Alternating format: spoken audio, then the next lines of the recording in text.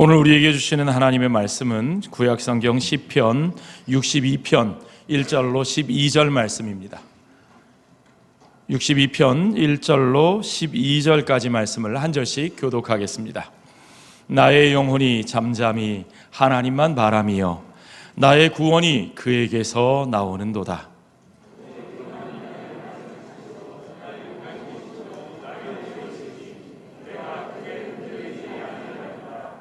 넘어지는 담과 흔들리는 울타리 같이 사람을 죽이려고 너희가 일제히 공격하기를 언제까지 하려느냐?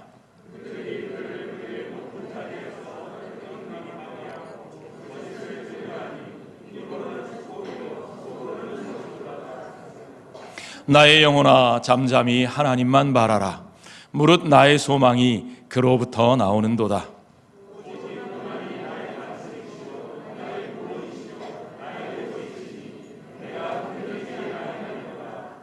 나의 구원과 영광이 하나님께 있으며 내 힘과 반석과 피난처도 하나님께 있도다.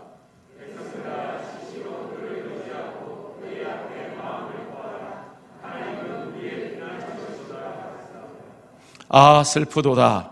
사람은 입김이며 인생도 속임수이니 저울에 달면 그들은 입김보다 가벼우리로다.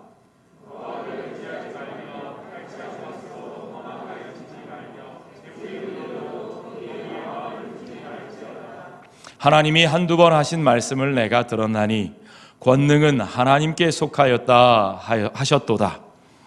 주여 인자함은 주께 속하오니 주께서 각 사람이 행한 대로 갚으심이니이다. 아멘. 여러분, 새해 첫 주일 오늘 아침에 우리가 함께 나눌 하나님의 말씀의 제목은 믿음으로 사는 삶입니다. 믿음으로 사는 삶 그러면 이거 로마서 본문 아니야? 생각하기 쉬운데 로마서뿐만 아니라 시편에서도 우리에게 믿음으로 사는 삶에 대하여 노래하고 있습니다. 자, 여러분, 우리의 인생을 생각해 봅시다. 우리 인생이 날마다 폭풍우가 계속됩니다. 지난 한 해에도 우리에게 폭풍우가 몰아쳤었고 앞으로도 우리에게 또한 먹구름이 예상되고 있는 인생입니다. 그런 인생의 여정 속에서 우리가 과연 믿음을 가지고 살아간다는 것은 도대체 어떤 의미를 갖게 될까요? 오늘 우리에게 그 믿음으로 사는 삶에 대해서 들려주고 있는 이 시편은 다윗의 노래라고 되어 있는데, 다윗의 생애가 가장 어려웠던 시절에 여러분 상상해 보십시오. 자기 아들 압살롬이 반란을 일으켜서, 부하도 아니고 아들이 반란을 일으켜서 그 아들을 피해서 도망다니던 시절에 쓰여진 노래가 바로 시편 62편입니다. 자, 그의 인생이 가장 캄캄한 어둠 속에 있었을 때 그때 다윗에게 어떤 믿음이 있었을까요? 그 믿음은 어떤 의미를 가지고 있었을까요? 오늘 우리는 그 믿음을 통해서 날마다 우리를 좌절하게 하는 이 세상 속에서 믿음을 가지고 살아간다는 것이 도대체 어떤 의미가 있는지 믿음의 의미에 대해서 함께 생각해 보려고 합니다. 첫 번째로 믿음의 의미는 여러분 따라해 봅시다. 하나님께만 구원의 소망을 갖는 것. 그렇습니다. 믿음은 오직 하나님께만 구원의 소망을 두는 겁니다. 여러분, 아들이 내게 등을 돌렸다, 아들이 배신했다, 아들이 나에게 칼을 꽂는다, 화가 나기 이전에 얼마나 비참하겠습니까?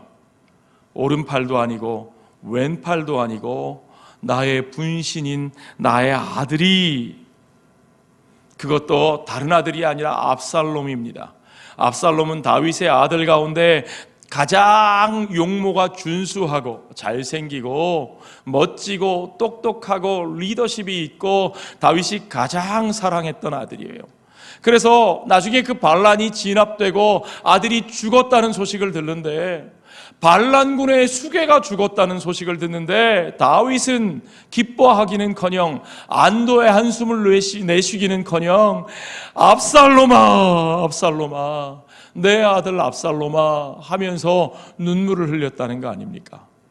그렇게 소중하던 아들 압살롬이 자신에게 등을 돌리고 반란을 일으켰을 때 이 세상에서 다윗은 도대체 누구를 믿을 수 있었을 것이며 또 누구에게 자신을 구해달라고 호소할 수 있었겠습니까? 그때 다윗이 노래하는 것이 바로 이 노래입니다. 1절에 보십시오. 나의 영혼이 잠잠히 하나님만 바라며 나의 구원이 그에게서 나오는도다. 2절에서도 오직 그만이 나의 반석이시요 나의 구원이시요 나의 요새이시니 내가 크게 흔들리지 아니하리로다. 조금 흔들리긴 했는데 크게 흔들리지 않는다. 내 인생을 포기하지 않고 절망과 좌절의 나락에서 떨어지지 않는다고 노래합니다. 5절에도 보니까 나의 영혼아 잠잠히 하나님만 바라라. 무릇 나의 소망이 그로부터 나오는도다. 계속해서 반복되는 말이 있죠. 오직 하나님만 바라라. 그분만 바라라. 아멘입니까 여러분? 그런데 저와 여러분은 어떻습니까? 하나님만 믿는다고 하면서 사실은 하나님도 믿고 돈도 믿고 하나님도 믿고 다른 사람도 믿고 우리는 인생을 살면서 여러분 작년에도 양다리 걸치는 인생 살지 않으셨습니까? 올해 23년도에도 또 그 양다리 거치고 그냥 사시겠습니까? 여러분 잘못하면 어떻게 돼요? 이 양다리 걸친 게 쭉 찢어지면 어떻게 될까요? 재밌는 얘기 해드릴게요.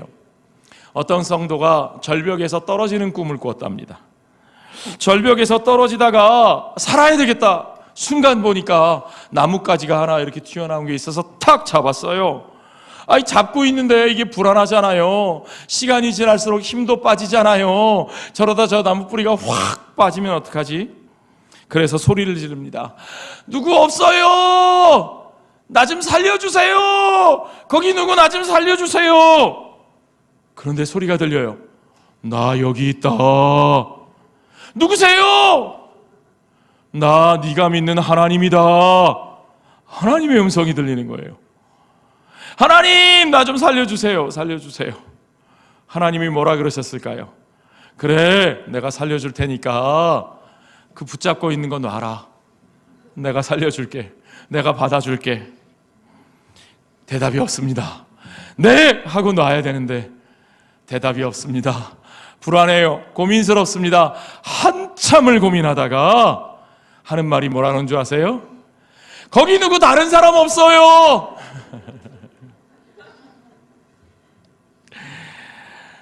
하나님을 믿는 겁니까? 안 믿는 겁니까? 더 붙잡을 수도 없는 것. 조금 있다가 그냥 뿌리가 확 뽑혀서 떨어져 버릴 수밖에 없는 것. 그거 하나를 놓기가 싫어서 하나님이 받아주시겠다고 구해주시겠다고 하는데 그 하나님을 믿지 못하고 이 손을 놓지 못하고 살아가는 그것이 어리석은 우리 인생 아닙니까? 이 사람도요 꿈속에 그런 말을 하고는 자기도 우스워서 자기가 꿈에 웃다가 그러다가 잠에서 깼다는 그런 이야기입니다. 여러분 참된 믿음이란 이 세상에서 그 누구도 또 그 무엇도 나의 믿음의 대상이 될 수 없다는 것을 인정하는 겁니다. 여러분 따라해 보십시오. 사람은 사랑할 대상이지만 신뢰할 대상은 아니다. 동의하십니까 여러분? 예. 사람은 우리가 열심히 열과 성을 다해서 사랑해야 하지만 그러나 그를 신뢰하고 믿으면 안 되는 거예요. 그렇습니다. 여러분 우리 믿음의 근거는 오직 하나님 한 분뿐이십니다. 그 하나님만이 우리에게 신뢰의 대상이 되시는 겁니다. 그런데 때로는 우리 하나님께서 우리에게 그 진리를 깨우쳐 주시기 위해서 우리가 손에 붙잡고 있는 그것을 놓게 하실 때가 있어요. 어쩔 때는 강제로 빼앗아 가실 때도 있어요. 그럴 때는 하나님께서 여러분을 미워하셔서 그러시는 것이 아니라 여러분이 하나님을 신뢰하고 하나님만 붙들고 사는 법을 배우게 하시기 위해서 그런 겁니다. 여러분, 우리의 구원이 우리에게서 나는 게 아닙니다. 우리가 자꾸 착각하는 게, 우리가 믿음으로 구원을 받았다 그러니까 내가 믿어서 나의 믿음으로 구원을 받았으니까 내가 구원을 얻어낸 거구나, 그렇게 생각할 수가 있는데 아니에요. 그 믿음은 나로부터 말미암는 것이 아니라 하나님께서 은혜로 주시는 겁니다. 그러니까 우리의 구원은 오직 하나님의 은혜의 선물임을 믿으시기 바랍니다. 하나님의 은혜의 선물인 구원, 오직 하나님으로부터만 나올 수 있습니다. 내게서 나올 수 있는 게 아니에요. 여러분, 나의 행위를 생각해 보십시오. 나의 마음 상태를 생각해 보십시오. 내가 믿는다고 말하지만 내가 믿는다고 하는 그 믿음의 상태들을 여러분 한번 생각해 보십시오. 그것으로 내가 구원을 얻어낼 수 있습니까? 그것이 나에게 구원받을 자격이 됩니까? 아니죠. 하나님께서 은혜로 우리가 그를 붙들게 하시고, 하나님께서 우리를 붙들어 주시고 그와 동행하게 하시면서, 하나님께서는 우리가 그의 주권적인 은혜에 순종하는 그 반응을 우리의 믿음으로 인정하셔서 우리에게 그것으로 구원의 선물을 주시는 하나님이신 것을 여러분 믿으시기 바랍니다. 그러므로 그 모든 것이 오직 우리 하나님께서만 주시는 것이요, 하나님께로부터만 오는 것이요, 오직 하나님께만 우리의 소망이 있는 것을 여러분 믿으셔야 합니다. 1절에 보니까 나의 영혼이 잠잠히 하나님만 바란다 그랬어요. 5절에도 보니까 나의 영혼이 또 잠잠히 하나님만 바라라 그렇게 되어 있어요. 잠잠히라는 말이 반복되는데 그 말은 흔들림이 없이, 요동침이 없이 고요함을 유지하는 평정 상태를 말하는 겁니다. 자, 여러분, 우리를 둘러싸고 있는 이 요동하는 세상 속에서 우리가 어떻게 그렇게 고요함을 지킬 수 있을까요? 그 이유가 3절부터 나옵니다. 넘어지는 담과 흔들리는 울타리 같이 사람을 죽이려고 너희가 일제히 공격하기를 언제까지 하려느냐. 무섭죠, 여러분? 나를 보호하고 있던 그 담이 와르르 무너집니다. 지금까지 나를 보호한다고 믿었던 담과 울타리들이 막 흔들리고 넘어지기 시작합니다. 우리가 믿고 있었던, 우리를 둘러싸고 있는 그 모든 것들이 흔들릴 때가 있습니다. 그런데 여러분, 거기서 흔들리고 있는 나를 죽이려고 공격해오는 세상의 그 모든 것들이 갑자기 한꺼번에 달려들어요. 여러분, 그런 경험 해보셨죠? 아니, 어느 한 곳에서 좀 뚝이 무너져서 내가 그걸 막으려고 애를 쓰고 있는데 저쪽이 무너지고 저쪽이 무너지고 위에서 뚫리고 아래에서 뚫리고, 이 사람이 나를 치더니 막으려고 했더니 저 사람이 옆에서 치고, 감당할 수 없이, 걷잡을 수 없이 몰려드는 그런 것들을 여러분 경험해 보신 적이 있으실 겁니다. 자, 그런데 여러분, 그 세상의 한복판에서도 시인은 이렇게 당당하게 고백하고 있습니다. 내 영혼이 잠잠히, 그렇게 걷잡을 수 없는 상황에도 나의 영혼이 잠잠히 누구만 바라봐요? 하나님만 바라보는 겁니다. 어떻게 이런 고백을 할 수가 있었을까요?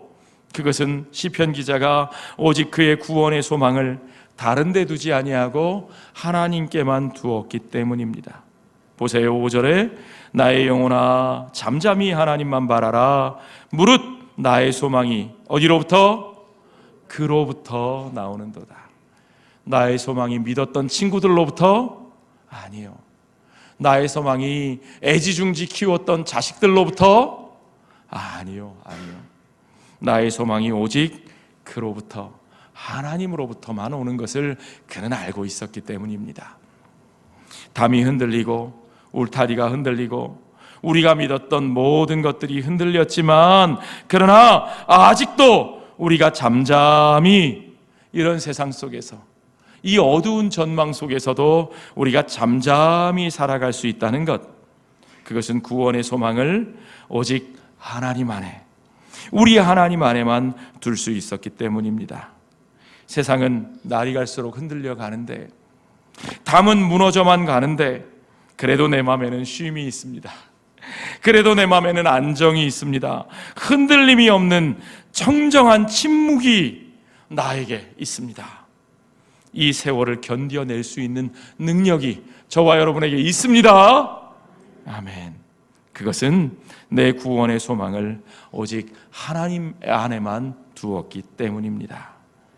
여러분, 믿음의 두 번째 의미는요, 하나님 안에서만 관계의 자유를 찾는 것입니다. 여러분, 우리가 정말 그 하나님이 나의 믿음의 대상이고 내가 하나님을 신뢰하고 하나님만 바라본다 그러면요, 그 하나님 앞에서 내 속에 있는 모든 아픔과 문제와 갈등과 고민들을 털어놓을 수 있어야 합니다. 내가 잘난 것만 아니라, 좋아 보이는 것만 아니라 나의 약함도 실패도 좌절도 그 모든 것들, 심지어는 나의 위선적인 모습과 나의 이중성까지도, 나의 거룩하지 못한 동기들도 하나님 앞에서 다 내어놓고 하나님 앞에 털어놓을 수 있어야 합니다. 하나님은 그 모든 것을 다 아셔요. 하나님이 그거 모르셔서 여러분들을 성도로 부르신 거 아니에요. 하나님 앞에서 체면 차리고 하나님 앞에서 감추셔야만 겨우겨우 천국 갈 수 있는 거 아니에요. 하나님은 우리의 못난 것, 우리의 약한 것, 우리의 열등감, 우리 안에 있는 상처, 그 모든 것들을 다 아시는 하나님이신 것을 믿으시기 바랍니다. 여러분, 그분이 다 아시는데 감춰봐야 뭐 하세요? 소용없어요. 상관없습니다. 다 내어놓으십시오. 마음을 활짝 열어 제치십시오. 그렇게 다 내어놓고 다 열어놓고 나면 여러분 편해요. 자유가 느껴져요. 자유가. 자, 여러분, 오늘 본문에 보니까 다윗이 뭐라고 고백합니까? 8절에 백성들아 시시로 그를 의지하고 그의 앞에 마음을 어떻게 하라고요? 토하라. 여러분의 마음 속에, 여러분의 속에 꽉 눌려있는 10년 묵은 채증과 상처와 아픔과 고통과 그 모든 것들을 하나님 앞에 다 토해내래요. 힘들어하지 말고 마음껏 토해내세요. 여러분, 몸이 너무너무 아프고 힘들고 지쳐서, 너무 괴로워서, 여기는 모르겠어요, 어떤 분들은 너무 괴로워서 드립다 술을 퍼마셔서, 그래서 막 속이 뒤집히고 괴로워서 막 여러분 변기 붙잡고 막 토해 보신 적 있으십니까? 그렇게 토하면서 왜 토하... 아침부터 이런 얘기해서 죄송합니다. 막 토하는데, 토하는 것뿐만 아니라 눈에서는 눈물이 쏟아지고 속에서는 막 소구름이 막 치받아서 막 서럽게 울면서 그렇게 토해 보신 적이 있으십니까? 그때 여러분의 뒤에 와서 누군가 등을 두드려주며 얘야 괜찮다 따뜻한 손으로 두들겨주고 쓰다듬어주고 여러분을 닦아주고 여러분을 끌어안아주고 편안하게 자리에 눕히는 그런 사람이 있으셨습니까? 여러분, 우리 하나님이 바로 그런 분이신 것을 믿으시기 바랍니다. 시인은 하나님이 우리의 피난처시라고 말씀하고 있습니다. 여러분에게는 어떤 피난처가 있으셨습니까? 그 피난처를 찾아가실 때가 있으십니까? 시시로 언제나 어느 때나 at all time 내 마음속에 그 모든 아픔들이 끓어오를 때마다 내가 찾아갈 수 있는 그 피난처가 과연 여러분에게는 있으십니까? 여러분, 우리 하나님께서 그 피난처가 되시는 것을 믿으시기 바랍니다. 내 속에 잠겨있던 내 열등감과 좌절과 눈물과 갈등을 다 내어놓고 속을 비워내면, 토해보셨죠? 그러고 나면 속이 편안해집니다. 우리 하나님 앞에서 다 토해내면 우리 주님으로 말미암아 진정으로 자유함을 누리는 것을 여러분 믿으시기 바랍니다. 여러분, 자유로운 관계란 바로 그렇게 투명한 관계, 숨길 것이 없는 관계 속에서 이루어지는 겁니다. 시편 기자는 하나님과 그런 관계를 맺고 있었어요. C.S. 루이스라는 20세기 최고의 영문학자로 평가되는 사람이 있습니다. E.C.S. 루이스는 문학자일 뿐만 아니라 20세기 최고의 기독교 변증가로도 불리는데요. 이 C.S. 루이스가 원래는 무신론자였어요. 아니, 정확하게 말하면 불가지론자. 그는 하나님이 계신지 아닌지 우리는 알 수도 없으니까 그런 거 중요하지 않다라고 생각하던 그런 아주 사변적인 지성인이었어요. 이 사람이 어느 날 그저 문학적인 관심으로 시편을 읽는데, 처음에 1편, 2편 복 있는 사람은 악인의 꾀를 쫓지 아니하며 뭐 이렇게 읽어갈 때는 not bad, 괜찮은데, 뭐 좋아 읽어가다가 3편, 4편, 5편, 10편 읽어갈수록 이게 좀 뭔가 마음에 안 들어요. 이상하다. 이거의 표현들이 왜 이렇게 거칠지? 이거 문학적이지 않은데. 어떤 것이 그러냐? 이 시편 기자가 하나님 앞에 자신의 속에 있는 것을 털어놓는 거예요. 하나님, 내가 힘들어요. 하나님, 저 원수들이 나를 둘러싸 있습니다. 하나님, 나의 원수들을 언제까지 그냥 두시겠습니까? 심지어는요, 액면 그대로 표현하면 하나님, 저 원수놈들, 저것들 죽일 기계를 준비해 두셨다가 저들을 좀 작살내 주십시오. 시편에 그런 표현들이 막 나옵니다. 그런 험한 말들이 나오니까 이건 문학적이지 않아, 아름답지 않아. 그는 문학적인 아름다움을 추구하는 사람이었으니까요. 그러고 던져버렸어요. 성경책 던져버리고는 이렇게 생각하니까 좀 다른 생각이 들더래요. 그래. 근데 가만히 생각해 보니까 사실은 그게 인생이야. 이게 리얼리티야. 이게 우리의 현실이야. 그렇지. 여러분 생각해 보세요. 우리가 살다 보면 원수도 있고 마음 아픈 일도 있고 그러다 보니까 죽이고 싶은 마음이 들어요, 안 들어요? 이게 동의 안 하시는 것 같은데요? 막 속상해서 죽이고 싶은 생각 한 번도 안 드셨어요? 저만 그런가요? 죄송합니다. 그런 생각이 들 때가 있잖아요. 그런 좌절도 생기잖아요. 우리 마음속에 그런 쓴뿌리가 다 누구에게나 있잖아요. 그러니까 적어도 이 시편은 하나님 앞에서 사람의 감정을 솔직하게 드러내는구나, 위선적이지 않구나, 꾸미고 있지 않구나. 그러니까 이거 읽어볼만 하겠다. 그래서 다시 성경책을 손에 들고 다시 읽었대요. 그렇게 읽어가다가 그가 어떻게 됐을까요? 그가 그리스도인이 됐습니다. 그가 하나님의 사람이 되어서 하나님의 진리를 현대인들에게 가장 뛰어나게 변증하는 사람으로 하나님이 쓰셨어요. 자, 그가 그렇게 그리스도인이 된 후에 초기에 믿은 지 얼마 안 됐을 때 쓴 책이 바로 Reflection on the Psalm, 시편 묵상이라는 책이에요. 이 시편 묵상에 보면 시편의 하나님에 대해서 루이스는 이렇게 표현합니다. 시편의 하나님은 우리가 무엇을 쏟아놓든지 무슨 얘기를 하든지 내가 어떤 절망과 어떤 불평과 좌절을 말하든지 심지어는 그 하나님 앞에 하나님, 나 당신 믿을 수 없어요. 왜 그러셨어요? 하나님 너무 잔인하세요 라고까지 말하는, 우리가 하나님 앞에 이런 소리를 해도 그 모든 푸념과 독백과 절망의 언어들까지 다 받아들일 수 있는 큰 가슴을 가지신 하나님, 여러분, 그것이 시편의 하나님이고 그런 하나님이 저와 여러분의 하나님이신 것을 여러분 믿으시기 바랍니다. 여러분에게 어떤 절망이 있으십니까? 여러분의 눈에 어떤 눈물이 흘러내리고 계십니까? 여러분이 무슨 일에 좌절하셨습니까? 여러분 안에 있는 아픔이 무엇입니까? 여러분 그거 다 토해 놓으십시오. 다 쏟아내십시오. 여러분을 안심시켜 주시고 등 두드려 주시고 여러분을 편안하게 안아주실 그분이 여러분과 함께 계십니다. 여러분, 그분 안에 나의 상처를 내어놓으시고 치유하시는 그분의 손길을 경험하시기 바랍니다. 그 속에서 진정한 자유, 하나님이 받아들여준 사람의 자유가 여러분의 삶을 변화시킬 겁니다.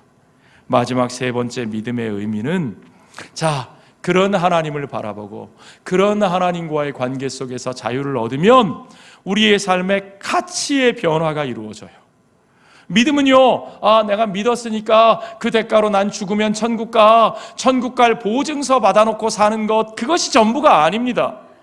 믿음은요, 믿음 때문에 나의 가치가 달라지고, 믿음 때문에 세상을 보는 눈이 달라지고, 믿음 때문에 내 삶을 보는 눈이 달라지고, 그래서 믿음 때문에 나의 삶의 우선순위가 바뀌는 거예요.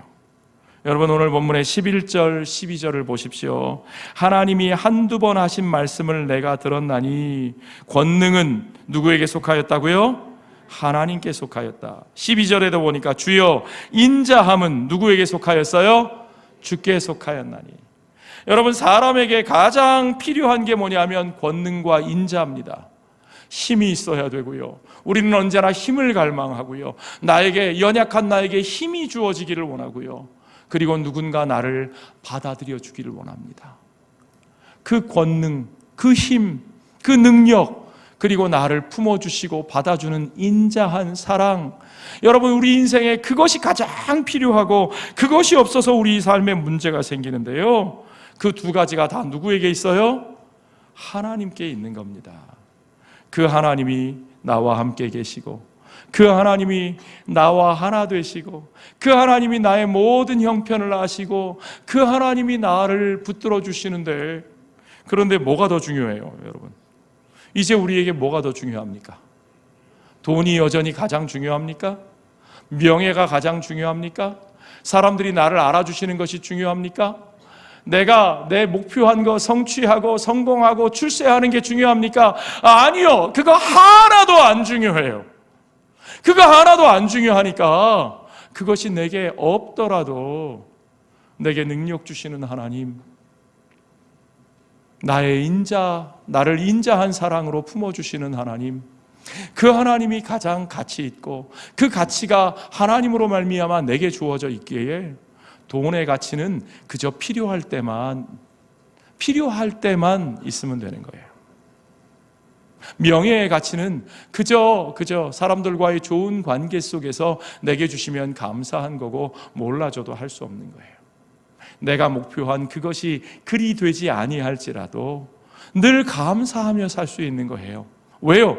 더 가치 있는 것이 우리에게 있으니까요. 가치라는 말 너무너무 중요한 겁니다. 무엇을 가치 있게 여기는가? 성경에 보면 하나님, 주 하나님, 우리의 찬송과 영광을 받으시기에 합당하시도다, 그런 표현이 많이 나와요. 무엇에 합당하다라는 표현이 영어 표현으로 worthy is the Lord. 주님은 합당하시다, worthy, 가치 있다, 그런 뜻이에요. 가치 있다. 하나님은 무엇에 가치가, 그럴 만한 가치가 있으신 분이다.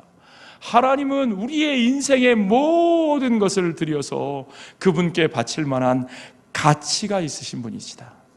그만한 가치가 있으신 하나님이 우리에게 계신데, 우리와 함께 계신데, 우리가 다른 것의 가치에 끌려다닐 필요가 없습니다. 그러니까 시인은 어떻게 고백합니까? 10절에 보니까 포악을 의지하지 말며 탈취한 것으로 허망하여지지 말며 재물이 늘어도 거기에 마음을 두지 말지어다. 여러분, 다윗은 정치하는 사람이에요. 왕이에요. 지금 자기의 아들이 힘을 키워서 그 힘으로 자기를 눌러서 도망 다니고 있어요. 그런데 자기가 그 포악한 힘을 의지하지 않겠다고요? 이게 가능한 일입니까? 이게 쉬운 일입니까? 하나님이 가치 있는 것을 알면 기꺼이 내가 지금 당장 필요한 그 힘, 그 무력, 그 포악한 권세도 기꺼이 내려놓을 수 있게 되는 것을 여러분 믿으시기 바랍니다. 여러분, 내가 남에게 빼앗아 내 배를 채우는 거, 그거 허망한 겁니다. 그것이 내 것이 되었을 때 내가 대단히 행복해질 것 같지만 아니요. 그것이 오히려 나의 삶을 망가뜨리고 우리를 무너뜨리는 것이 됩니다. 허망한 거예요. 재물이 늘어도 거기에 마음을 두지 말라고 말씀하셨습니다. 왜요? 그것이 결국은 우리를 복되게 할 수 없으니까요. 여러분, 내가 사놓은 아파트 값이 올해는 얼마나 올라갔나 그 재미로 사시다가 작년 중반부터 이제 내년에 곤두박질 치는 것을 보면서 와, 내 인생이 다 무너져 내리는 것 같이 그렇게 허망함을 느끼셨습니까? 주식값 떨어지는 거, 코인값 떨어지는 것을 보면서 내 인생이 무너지는 것처럼 느끼셨습니까? 아니요. 여러분, 거기에 여러분의 마음을 두지 마시기 바랍니다. 우리 인생의 값어치는 거기 있는 게 아니에요.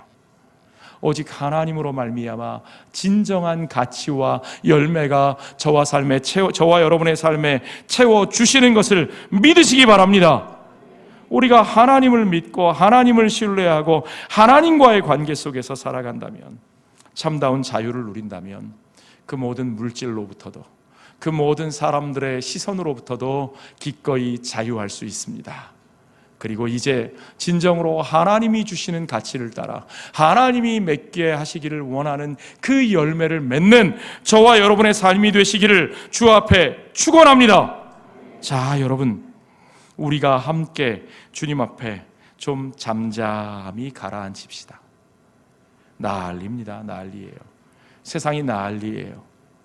전쟁이 어떻게 된다는 둥, 압도적인 전쟁을 준비해야 된다는 둥, 비행기가 떴다는 둥, 난리입니다. 수출이 안 된다고, 경제 전망이 어둡다고, 난리입니다. 지금까지 우리가 겪었던 것보다 내년에 후년에 더 힘들 거라는 전망들이 잔뜩 우리 앞에 놓여 있습니다. 그러나 여러분, 우리의 영원한 가치가 그분께로부터 있기에 잠잠히, 여러분 오른손 한번 가슴에 올려보십시오. 잠잠하라 내 영혼아. 아멘. 기도하겠습니다.